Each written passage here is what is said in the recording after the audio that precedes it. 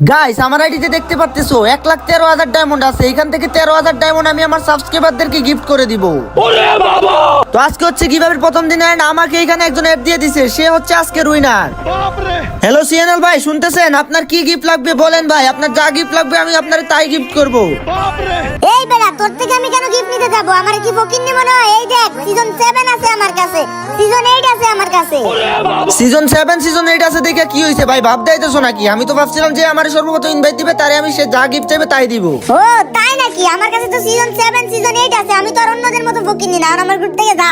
হ রে ভাই, জামু রে জামু, তার আগে তোর অহংকার ভাঙ্গা দিয়া জামু। সিজন 7 সিজন 8 নিয়ে ভাবনেস না? নে পারলে এই বান্ডিলটা দেখা তো দেখি।